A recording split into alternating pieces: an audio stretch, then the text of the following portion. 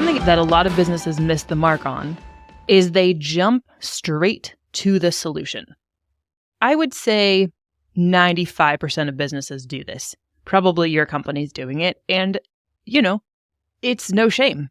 We've certainly done it in the past. And what I mean by jumping to the solution is your ads, your blogs, your website, your sales conversations, your print material, everything is about who you are and the solution you provide. Before we dive in, you should know that we are a team of award-winning experts that build brands, websites, and content with real gravity. So if you're a mission-minded leader that wants to catalyze transformation in your business and community, then hit the subscribe button and journey with us as we explore biblical leadership and practical lead-generating strategies. It is a super logical mistake to make. Because when someone's looking for a pool company, why would you not just present all the amazing pools that you provide? They're looking for you. So that just makes sense.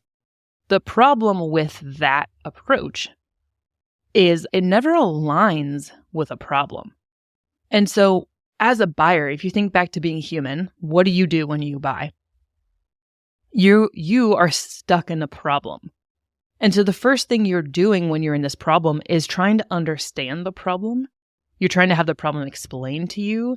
You're trying to, sometimes you can't pinpoint what the problem is. Like, there's symptoms of something.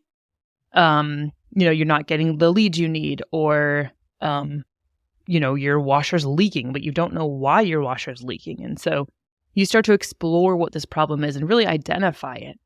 And then once you've identified the problem, you're not really sure how to solve it yet. And so you have to go on a journey of trying to solve whatever this problem is. So there is a massive part of the journey people take toward buying that you completely miss out on when all you do is talk about solutions.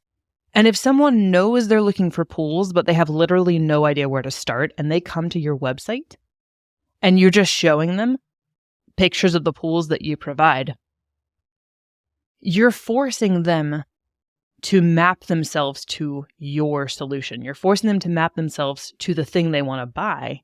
And they don't even know how to do that, more than likely. So it's a super easy mistake to make. And I think most businesses make this mistake. It's one of the kind of first things we have to remind people as we're building websites. Like, hey, we're not going to talk about you as much as you probably ever have had on a website. This website's going to be a lot about that problem journey that people are taking. Do you guys see this a lot too with other businesses? Yeah, I do. And I think, the exception to this would be people that are a commodity. Like, I want to buy milk. I already know what milk is. I know what milk is used for. It's in the recipe.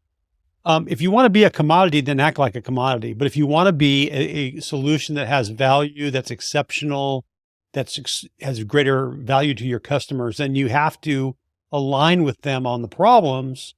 And a pool is a good example. I got another example of that. I have a 2-zone air conditioning and heat in my house. And so I was out in the yard one day doing some yard work, and I noticed this white foamy stuff all over the line between my heat pump and the wall.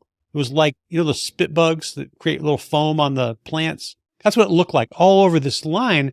And I had no idea what was going on. I thought probably it was like a leak. But I'm smart enough to know if you call an air conditioning repairman, that's expensive.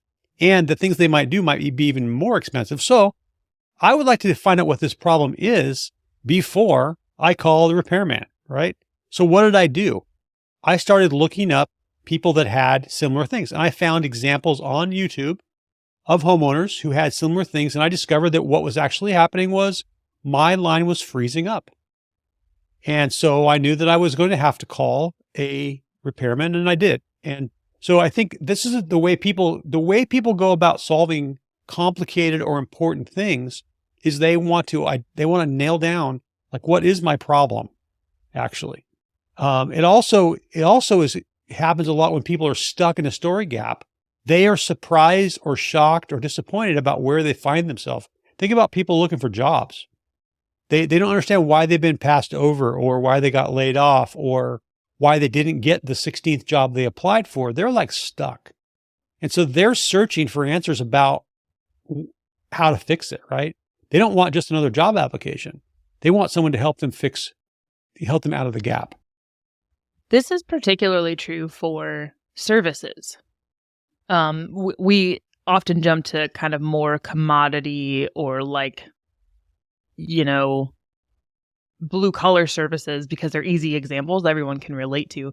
But when you sell a complex B2B service or software, software or something that is complicated and is filling a particular niche problem, I mean, it could take months for someone to figure out that they should even be looking for your type of service or software, right?